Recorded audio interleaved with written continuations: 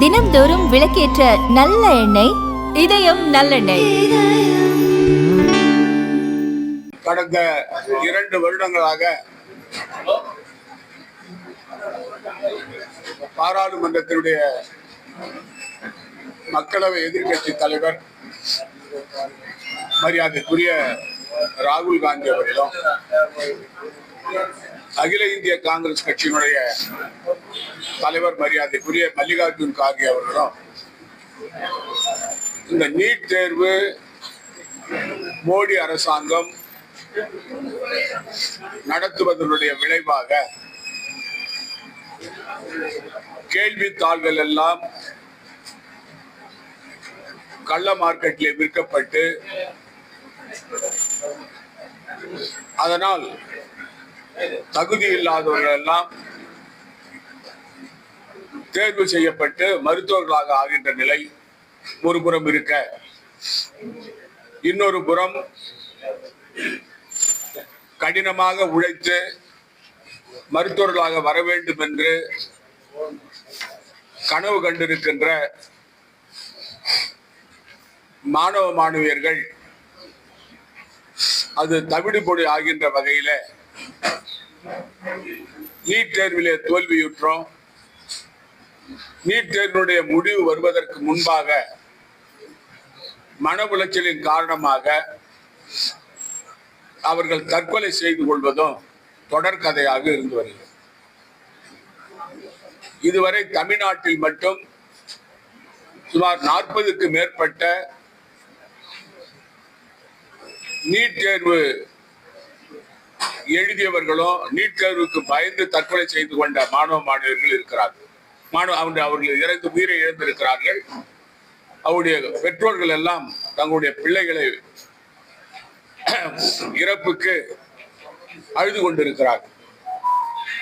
அது மட்டுமல்ல, ராஜஸ்தான் மாநிலத்திலே, மகாராஷ்டிரா மாநிலத்திலே, மத்திய பிரதேசத்திலே, உத்தரப்பிரதேசம் போன்ற மாநிலங்களில் கூட தொடர்ந்து மாணவ மாணவர்கள் நீட் தேர்வுக்கு பயந்து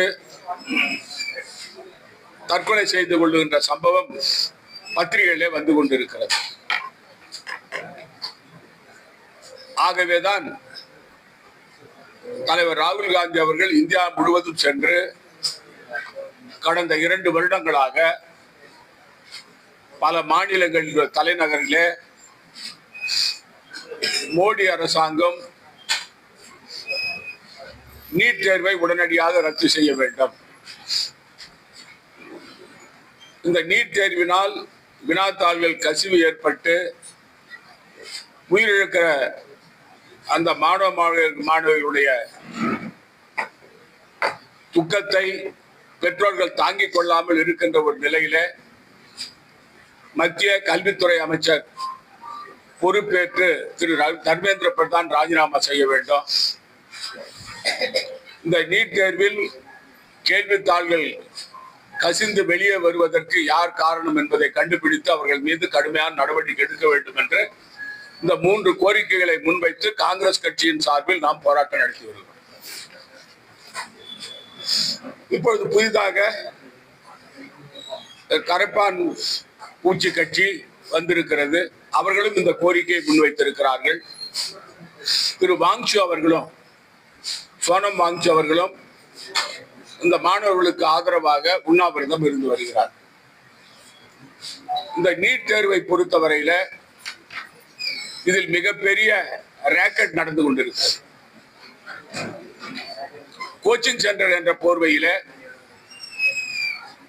பல அமைப்புகள் கோடிக்கணக்கான ரூபாயை இதுவரை சம்பாதித்திருக்கிறார்கள். இந்த வினாத்தாள்கள் கசிவிற்கு முக்கியமான காரணம் இந்த நீட் கோச்சிங் சென்டர் தான். அது மட்டுமல்ல, இந்த கடந்த மோடி ஆட்சியிலே கடந்த 10 ஆண்டுகளில் 215 முறை இந்த கேள்வித்தாள்கள் கசிந்திருக்கிறது. கடந்த 20ஆம் தேதி கரப்பான்பூச்சி கட்சியானது இந்த நீட் தேர்வை மோடி அரசாங்கம் ரத்து செய்யாத காரணத்தாலும் மத்திய கல்வி அமைச்சர் திரு தர்மேந்திர பிரதான் ராஜினாமா செய்யாததினாலும் நாங்கள் பாராளுமன்றத்தை நோக்கி ஊர்வலம் போகிறோம் என்று சொன்னார்கள். அதாவது போராட்டம் நடத்துவதற்கு எல்லோருக்கும் உரிமை உண்டு. அவர்கள் ஊர்வலம் சென்ற சமயத்திலே அவர்களை வழிமறித்து கண்ணீர் புகை குண்டுகளை வீசியோ, தடியடி நடத்தி அவருடைய மண்டைகளை உடைத்தோ, கை கால்களை முறித்தோ, அதாவது ரத்தம் வரும் வரை அவர்களை தாக்கியும் டெல்லி காவல்துறை தன்னுடைய காட்டாட்சியை அவிழ்த்து விட்டிருக்கிறது. இன்று வரை அவருடைய போராட்டம் ஓயவில்லை. அவர்கள் எங்களுடைய கோரிக்கையை நிறைவேற்றாவிட்டால் தொடர்ந்து நாங்கள் போராடுவோம் என்று கூறியிருக்கிறார்கள். நூற்றுக்கணக்கான இளைஞர்கள், மாணவர்கள் தடியடிப்பட்டு கண்ணீர் புகை குண்டு வீச்சினாலே பாதிக்கப்பட்டு மருத்துவமனையில் சேர்க்கப்பட்டிருக்கிறார்கள். இதற்கு மோடி அரசாங்கம் பொறுப்பேற்க வேண்டும். ஆகவேதான் தலைவர் ராகுல் காந்தி அவர்கள் பாராளுமன்றத்திலே இந்த பிரச்சனையை விவாதிக்க வேண்டும். அது மட்டுமல்லாமல் இந்த மாணவர்கள் மீது நடத்தப்பட்ட இந்த தாக்குதலுக்கு அந்த துறையினுடைய காவல்துறையுடைய அமைச்சராக இருக்கின்ற மரியாதைக்குரிய அமித்ஷா அவர்கள் ராஜினாமா செய்ய வேண்டும் என்று கோரிக்கை வைத்திருக்கிறார். ஆனால் மோடி அரசாங்கம் இதுவரை செவி சாய்க்கவில்லை. மத்திய அமைச்சர்கள் சென்று அவர்களிடம் மாணவர்களிடம் பேசுகிறார்கள், சோனம் வாங்கி அவர்களிடம் பேசுகிறார்கள். ஆனால் முடிவு எதுவும் வரவில்லை. இன்று மோடி அவர்கள் ஒரு படி இறங்கி நாங்கள் ஃபாஸ்ட் ட்ராக் கோர்ட், அதாவது விரைவில் வழக்கு முடிக்கிற ஒரு கோர்ட்டுகளை அமைப்போம் என்று கூறுகிறார். அதையும் மாணவர்கள் நிராகரித்திருக்கிறார்கள். இதற்கிடையில 21ஆம் தேதி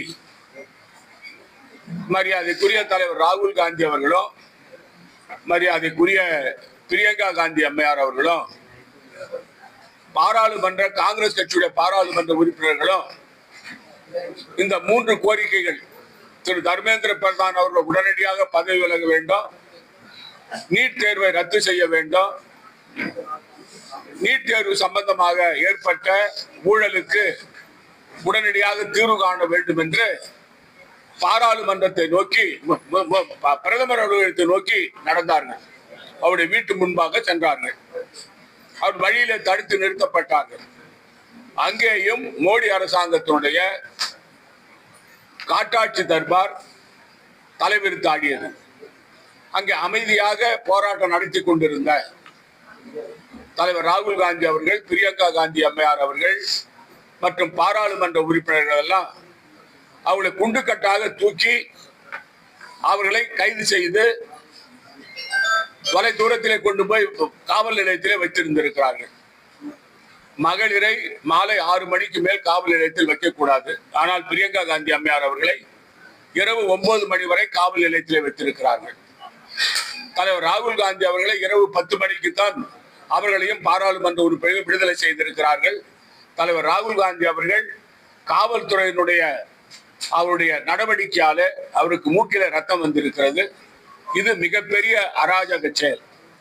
பாராளுமன்றத்தினுடைய எதிர்கட்சி தலைவருக்கே இந்த நிலை என்றால் இந்த நாட்டில் சாதாரண மனிதனுக்கு என்ன நிலை என்பதை நீங்கள் சிந்தித்து பார்க்க வேண்டும். மோடி ஒரு ஹிட்லர் அரசாங்கத்தை நடத்தி கொண்டிருக்கிறார். யார் சொல்வதையும் கேட்பது கிடையாது. நாட்டு மக்களை பற்றி சிந்திப்பது கிடையாது. அவர் சொல்வதைத்தான் செய்ய வேண்டும். இது மோடி அரசாங்கத்துக்கு முடிவு கட்டும் காலம் இப்பொழுது வந்திருக்கிறது.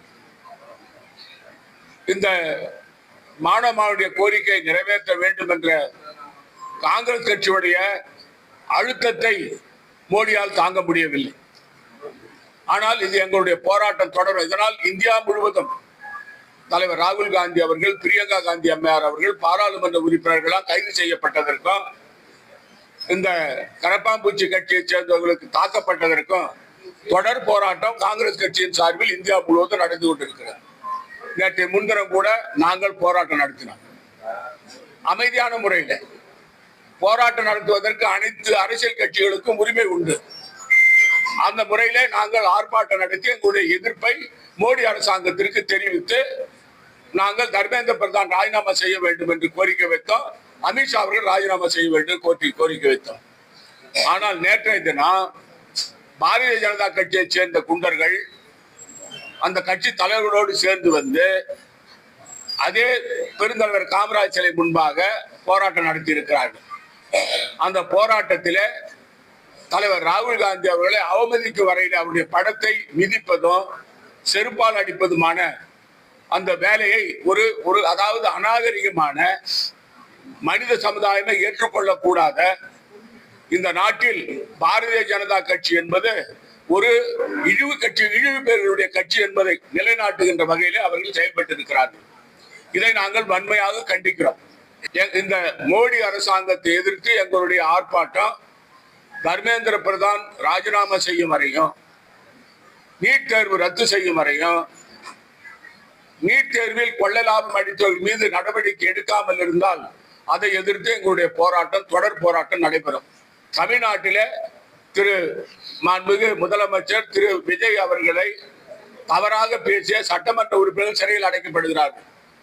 ஆனால் புதுச்சேரி மாநிலத்தில் பாரபட்சமான முறையில காவல்துறை முன்பாக இந்த சம்பவம் நடைபெறுகிறது.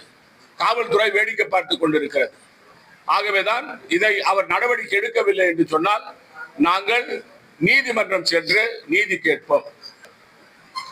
You all are aware that students from across India were doing a peaceful protest against the multiple leak happening with the preparatory exams of the students. Recently on 20th July, when they were doing a peaceful protest, these students were brutally beaten by the officers. There was a very bad lathi charge to the students who were peacefully protesting, who were non-violent, lathi charge, tear gas. And why this was happening to the students who were demanding for their basic constitutional right of non-leak education system and a secure future. If you all know that NEET examination, which happened on 3rd of June of this year, 2026, later on it was declared that the paper got leaked and re-examination will be taken on 21st of July. Unfortunately, we lost 21 students in between the NEET and re-NEET examination because the students couldn't take that pressure of re-examination. All of you who have students at home, kids at home, who have given preparation exam in the past, they know the pain of how much 18 hours a student is studying to prepare for this examination, how stressful it is, how competitive it is, because almost 9 crore students will be participating for 6 lakh jobs. NEET examination, 20 lakh students are participating. And if we take a sample size of 3,000 students, out of 3,000 students, only 1 becomes IAS officer, only 30 become IITians, only 180 become doctor. And rest who are preparing, almost 2,700 plus students, their future is at stake. And recently in Kota, on 17th of June, when Rahul Gandhi ji interacted with students and their families, they informed that per year, per student, they are investing 5 to 6 lakh rupees for the preparation of the examination, other logistics and examination fees. And what are these students getting in return? A non-secured future, a leak examination pattern, that too over a repeated period. In last 12 years, almost 152 paper leaks have come to the notice. We don't know how many more leaks have happened. And this has affected almost 7.5 crore students already. And other than that, what exams got leaked and how many students got affected, that is not in our knowledge also. And the future of India, this youth, they don't deserve this. And the government, the BJP government is not at all serious about this. The students who are peacefully protesting and they want to have a dialogue with the government, those who want to have a leak-proof examination system and a secure future are facing the violent lathi charge, pellet gun attack, tear gas attack. Is this the way to treat the students? They are the future of India. And what are they asking? They are asking for the genuine rights. This is not the way to deal with them. And if you know in the examination, you have a serious frisking pattern. You check the students, their jewelries, their clothes. If you go and check the examination of NEET in 2022 and 23, students have reported their girls' innerwear were also removed.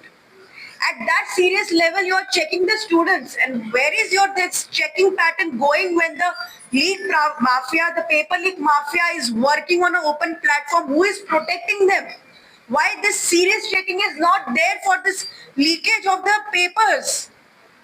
And when on 21st Rahul Gandhi ji and other member of parliaments marched towards Prime Minister House, because when students were asking for a dialogue with them in the parliament, also they asked to have a discussion and debate on this paper leak. They were not given time. The speaker said that he will have to speak to the government. So these leaders went and marched to PM House. They were also detained in a forcibly manner because they were supporting the students, their demands. They were detained, they were taken to some different locations, and they were not allowed to speak. So opposition and the students are demanding the resignation of the Education Minister Dharmendra Pradhan, who has drastically spoiled the education system of India. If you see the education system years back, I am myself a doctor. I studied during the Congress government.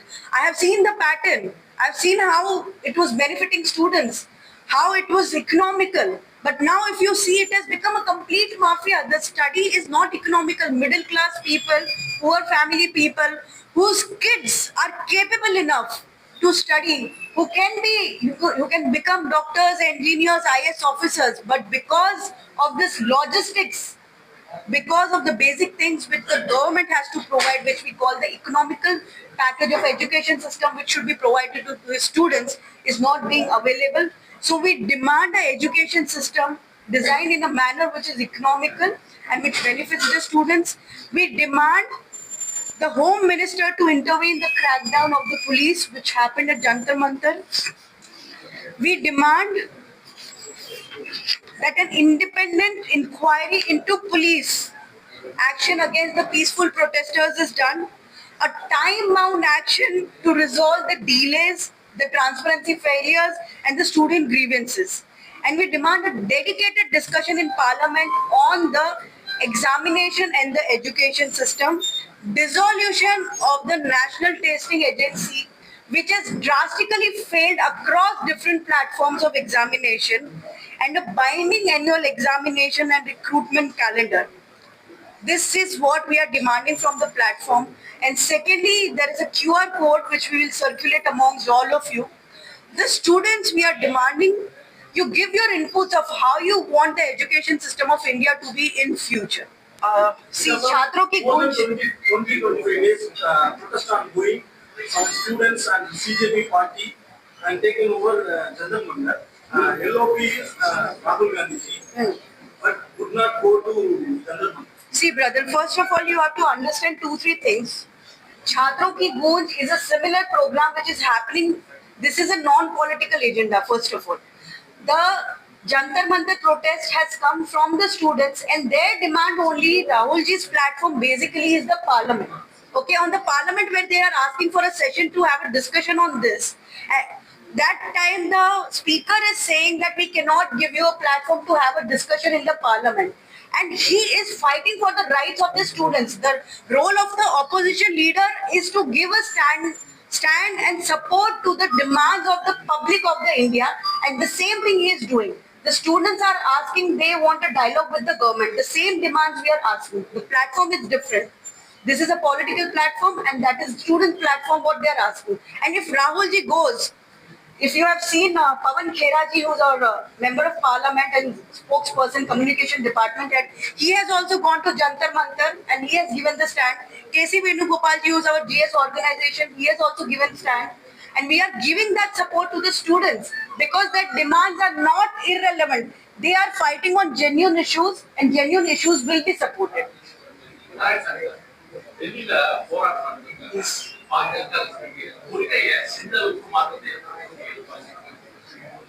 அதாவது மாணவர்கள் போராட்டம் என்பது ஒரு சாதாரண போராட்டம் கிடையாது. மாணவர்களுடைய உணர்வுகளை மோடி அரசு புரிந்து கொள்ளவில்லை. மாணவர்களுடைய போராட்டம் பல அரசாங்கத்தை மாற்றி இருக்கிறது.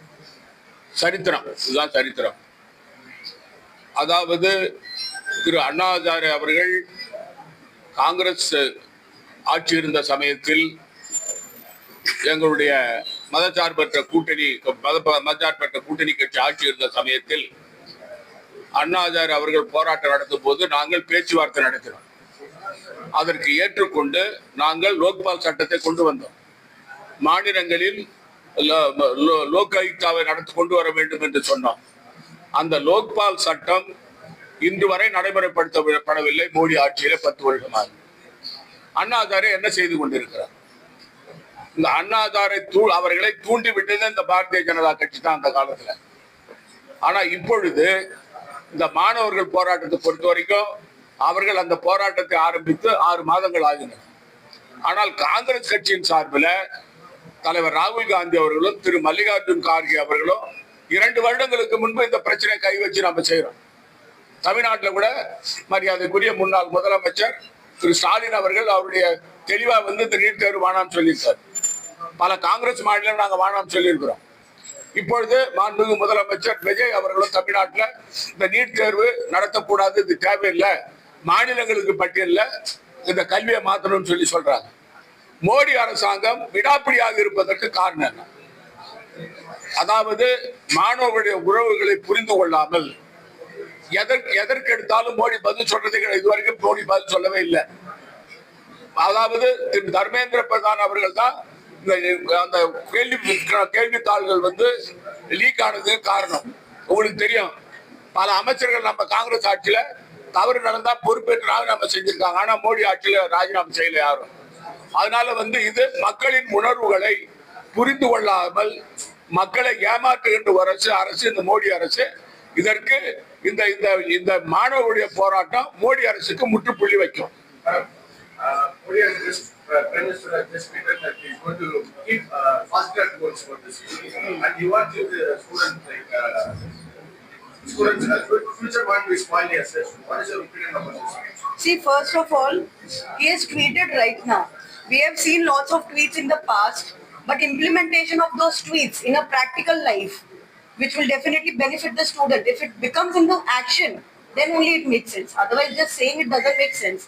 The students are demanding that the NTA has failed very badly. Okay, in last 12 years, 152 paper leaks have come into notice of the people. You don't know how many more have not come.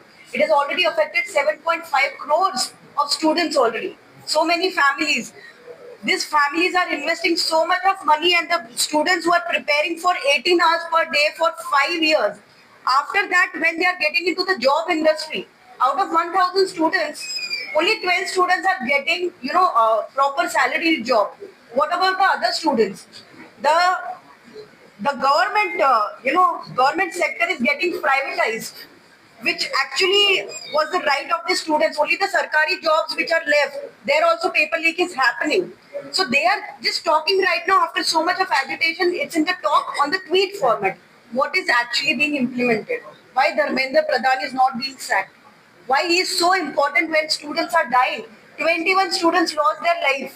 And if any one of you have gone and seen at Jantar Mantar on 28th, the way the brutality which was being imposed on these innocent lives, don't they have kids?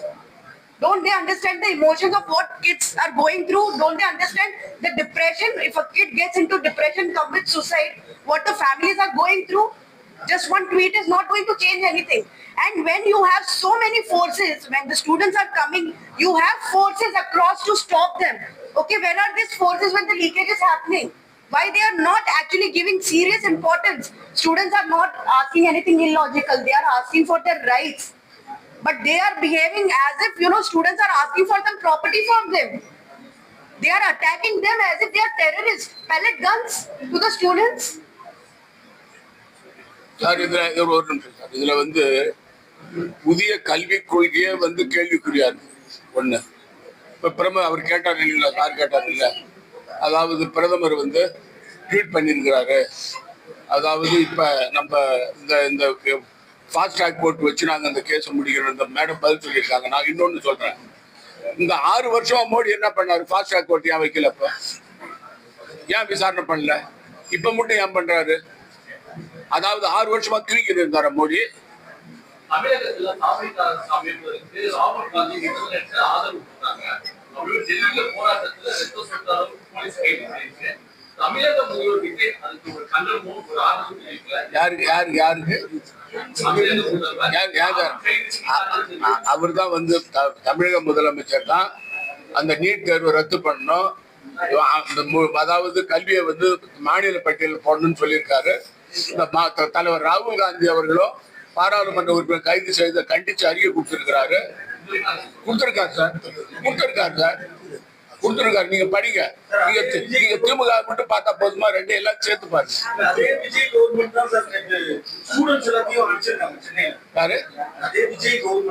நடவடிக்கை எடுக்க சொல்லுவோம்.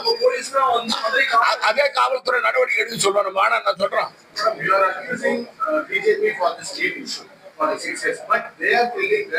In 2010, Congress only introduced this NEET exam. You are the responsible for the Congress party is responsible for the NEET exam. First of all, after BJP comes, you are just blaming it. It's not. See, brother, you also need to study in details. Then you are saying 2000. Okay, I'm telling they are accusing because that is their pattern. Okay, I don't want to deviate. It's okay. That is what you feel, but. Media also, I'm sorry to say, but many places we have seen they are not showing the genuine issues which are happening. 2013, okay, this was being introduced, definitely. Before that, students used to give 16 different examinations across 16 different states. So to nationalize that thing so that the students do not have to go to different 16 states to give the examination, entrance examination to different colleges, the nationalization happened.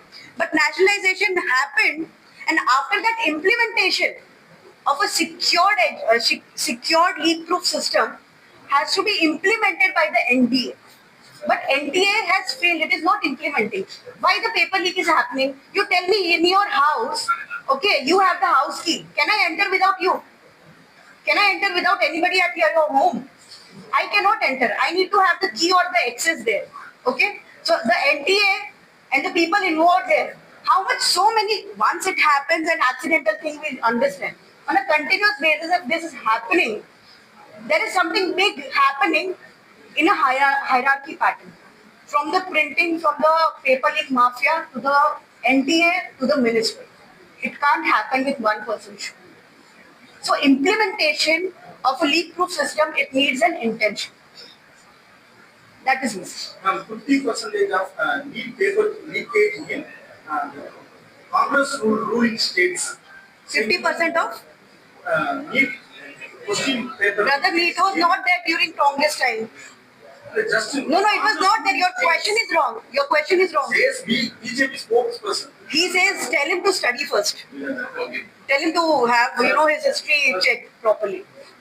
NEET தேர்வுக்காக போராட்டம் தொடர்ந்து நடைபெற்று இருக்குது. டெல்லியில பல தமிழர்கள் பல மாநிலங்கள் மாவட்டங்கள் நடைபெறுது. ஆனா அமைச்சர்களும் முதலமைச்சர்களும் ஜனநாயக படத்தை பார்த்து கொண்டாடத்தில் ஈடுபட்டாங்க.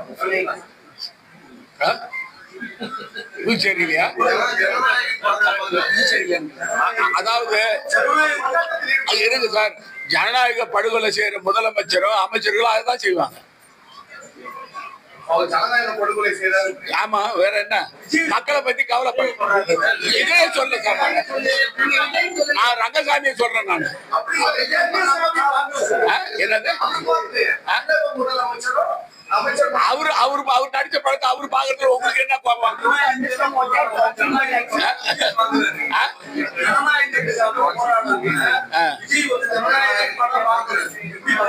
ஜனநாயகத்துக்காக போராடலையா?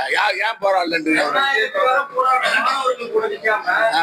ராகுல் காந்தி கூட அவர் தான் வந்து ஏன் சார் தலைவர் ராகுல் காந்தி இப்ப வந்து அவர் அவரை கைது செய்ததை அவர் அராஜகமா மோடி அரசாங்கம் செஞ்சு சொல்லியிருக்காரு, ஒரு சின்ன ட்வீட் போட்டுருக்காரு சார். அவ்வளவுதான். பேசியிருக்காரு சார். அவர் பேசியிருக்காரு, பேட்டியே கொடுத்தாரு.